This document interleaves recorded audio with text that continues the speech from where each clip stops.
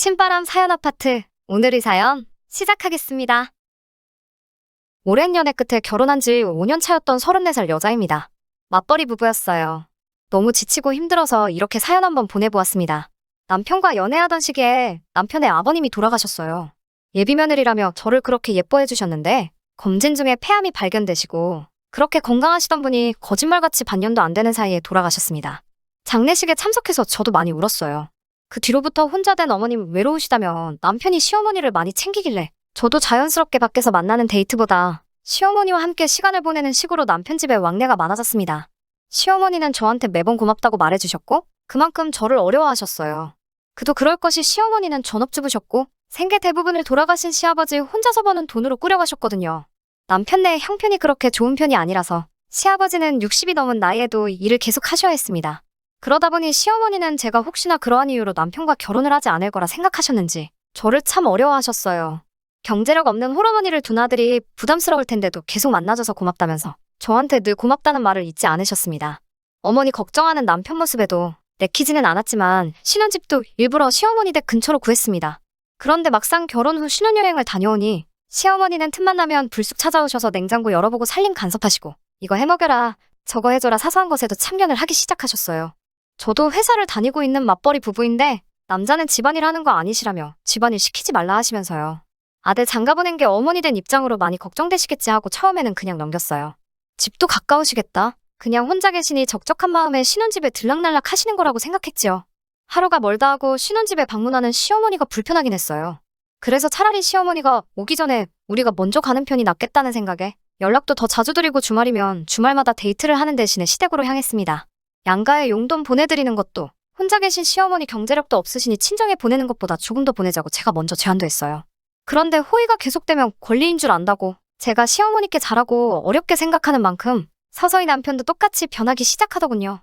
시어머니 등에 없고 기세등등에서는 원래 집안일은 여자가 하는 거라며 자기는 남자라서 잘 모른다고 도와줄 생각도 없어 보였습니다. 하다 이제는 혼자 계신 어머니 걱정된다며 합가를 하면 어떻겠냐는 말까지 하더라고요. 주말에 시어머니 모시고 식사를 하러 가도 남편 옆자리에는 제가 아니라 시어머니가 차를 타고 갈 때도 조수석은 제 자리가 아니고 시어머니의 자리였습니다. 잠깐 걸어서 이동할라 치면 저 앞에 남편은 시어머니와 찰싹 달라붙어서 저는 뒤에서 제대로 따라오고 있는지 확인도 안 하더라고요. 마치 제가 남의 남편 뺏어다가 결혼 생활 하고 있다는 기분이 들었어요. 전부 다 참아내고 시어머니한테 더 잘하려고 노력했음에도 불구하고 시어머니의 간섭은 날이 갈수록 심해지시더라고요. 맞벌이임에도 집안일은 혼자서 제가 전부 독박을 써야 했고 밥도 빨래도 간단한 청소기 돌리는 것까지 저 혼자 해야만 했습니다. 남편이 잘 먹는다며 저는 먹지도 않는 김장을 하러 가야만 했고 명절 연휴가 시작되기 전날 저녁부터 시어머니 집에 찾아감에도 불구하고 마지막 날 친정에 잠깐 가려고 하면 혼자 있기 싫다시며 외롭다고 눈물을 보이시니 친정에 가고 싶어도 갈 수가 없었어요. 그렇게 4년간을 버티다가 더는 이런 생활을 못 견디겠다는 생각이 들었습니다. 전화도 방문 횟수도 줄여갔어요.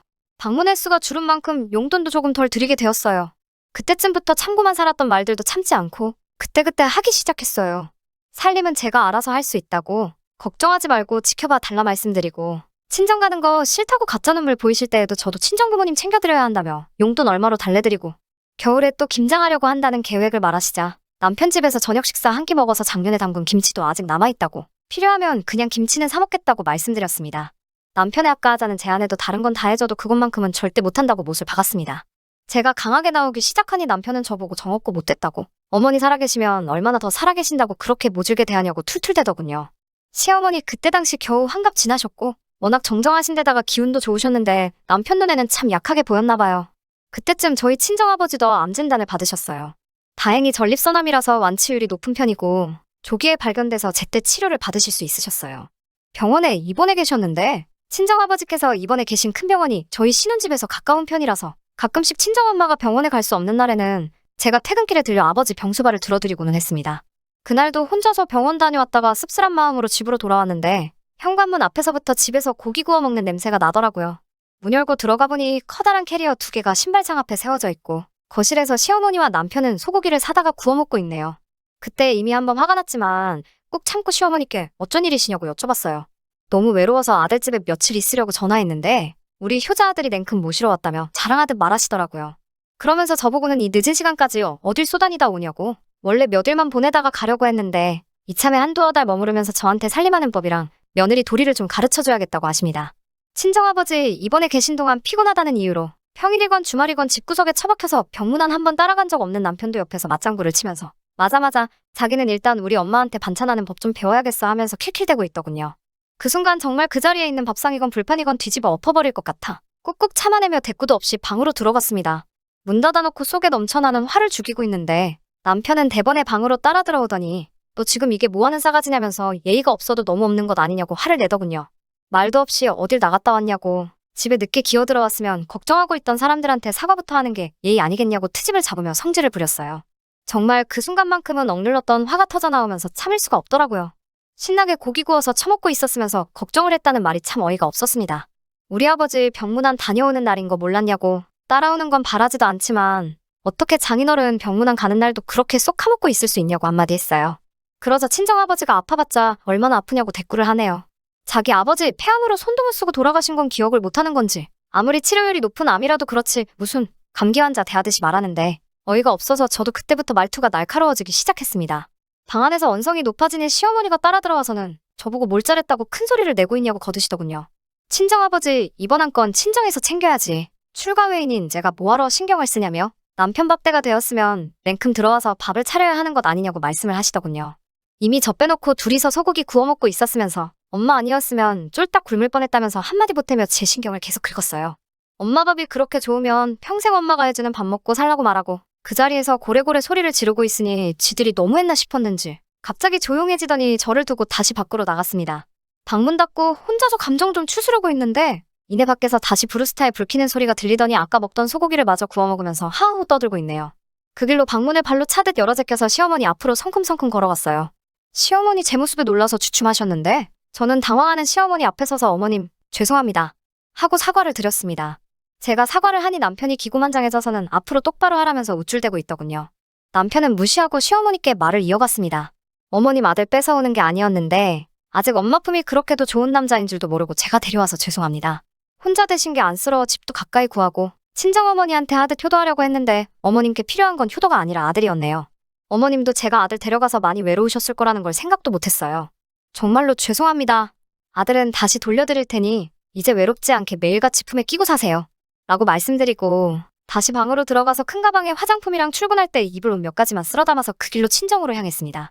친정에 도착하니 이미 제 핸드폰에 남편하고 시어머니가 번갈아 가면서 전화랑 카톡을 해대는데 내용을 보니 자기들이 한 행동에 일절 사과의 한마디는 없고 지금이라도 기어 들어오면 아무 일도 없었던 걸로 용서해주겠다며 으름장만 놓네요. 며칠 그렇게 친정에서 지내니 그제서야 지가 잘못했다며 일단 얼굴 보고 이야기하자고 했다가 진짜 이럴 거냐며 다시 화를 내기도 하고 이랬다 저랬다 말 바꾸는 모습이 흡사 미친 사람처럼 보였습니다. 친정에는 아버지도 아프신데 걱정거리만 늘리는 것 같아 남편이 출장 중이라서 혼자 집에 있으니 무서워서 친정에서 며칠 지내다 가려고 왔다고 말씀드렸지만 아무리 생각해도 돌아갈 자신이 생기지 않아 이혼을 하려고 한다고 말씀드렸습니다. 친정어머니는 제가 짐 싸들고 온 순간부터 이미 눈치를 채고 계셨더라고요. 아무튼 이제 친정에도 이야기를 했겠다. 제가 더 이상 참아야 할 이유도 숨겨야 할 이유도 없어졌습니다. 남편에게 연락해서 이혼하겠다는 의사를 밝혔어요. 앞으로 저한테 따로 연락할 건 없고 할 말이 있으면 변호사를 통해서 해줬으면 좋겠다고 못을 박았어요. 남편도 저한테 소리를 고래고래 지르며 어디 한번 해보라는 식으로 나왔습니다. 친정에 온 지도 어느덧 3개월째인데 남편이 호락호락 물러나지 않을 거라고 생각했는데 전화와 카톡으로 매일같이 폭언을 일삼아준 덕분에 증거 수집은 정말로 쉽게 끝나버렸네요. 그런데 얼마 전에 시어머니한테 전화가 왔습니다. 남편 빼놓고 둘이서 만나자고요. 시어머니 그제서야 그동안 제가 며느리로서 얼마나 잘했는지 칭찬을 하시면서 자기가 잘못 생각했다며 그날의 일을 후회하고 있다고 저에게 사과를 하시네요. 저는 이미 마음 굳혔다는 말씀을 드려도 평소 같으면 어디다 따박따박 말대꾸를 하냐며 화를 내실 분이 제 심정 다 이해한다고 하시면서 그래도 어떻게 안 되겠냐는 식으로 저에게 빌다시피 하시더군요. 솔직히 그때 조금만 더 시어머니하고 이야기했으면 없었던 일로 돌아갈 뻔도 했습니다. 제가 미쳤죠. 그런데 다행히 저한테 빌듯이 사과하고 있는 시어머니 앞에 전화가 한 통 걸려오더군요. 남편이었습니다. 귀가 잘 안 들리셔서 전화기 볼륨을 어찌나 크게 해놓으셨는지 마주 앉아 있는데도 남편 목소리가 다 들리더군요. 남편은 전화기 너머로 밥솥에 밥이 없다고? 어떻게 밥도 안 해놓고 나갈 수 있냐고 하면서 시어머니를 원망하듯이 투덜대고 있네요. 정신이 확 들더군요. 시어머니가 제 앞에 이렇게까지 사과를 하는 이유를 알겠더라고요. 다시 남편 뒷바라지하며 저녁밥 챙겨주고 자는 거 깨워서 출근시켜주고 아주 똥수발을 들게 생겼으니 그제서야 제 빈자리가 느껴지셨나 봅니다. 남편한테 그거 하나만큼은 고마워요. 그때 시어머니께 전화를 해서 밥 타령만 하지 않았어도 시어머니 사과에 거의 넘어갈 뻔했었으니까요. 아, 하나 더 고마운 게 있네요. 정신 못 차리고 문자며 전화로 매일같이 저한테 욕짓거리를 해준 덕분에 이혼하는데 따로 증거 수집을 할 필요도 없게 도와줬으니까요. 시어머니께 웃으면서 한 말씀 드렸습니다. 그렇게 원하시던 대로 이제 아들하고 둘이 지내시니 시끌벅적 아주 살맛 나시겠다고요. 이제 명절날 친정 가려고 하는 며느리도 없고 영원히 아들 곁에 두고 지내시게 되었는데 기분이 어떠시냐고요. 저는 다시 한번 이혼하기로 한 제 결심을 말씀드렸습니다. 남편도 제가 해주는 밥보다 그 좋아하는 엄마 밥 먹을 수 있으니 제가 사라지는 게 모두가 행복한 거라고 말씀드렸어요. 시어머니는 포기하지 않고 끝까지 저보고 다시 한 번만 잘 생각해보라며 눈물까지 보이시더군요. 울먹거리고 있는 시어머니를 카페에 내버려둔 채로 저는 이제 볼 일 없으실 거라고 말씀드리고 제 가방 챙겨서 제 집으로 돌아왔습니다. 투병 중인 아버지 병세도 많이 좋아지셨고 곧 퇴원하실 거예요. 통원 치료를 받기는 하겠지만 이젠 도와줄 수 있는 제가 곁에 있으니 이제 저는 다시 우리 가족들하고 행복하게 살아가려고 합니다. 끝까지 들어주셔서 감사합니다. 오늘의 사연은 여기까지입니다. 구독과 좋아요, 알람 설정 부탁드리고 더 좋은 사연으로 다시 찾아뵙겠습니다. 감사합니다.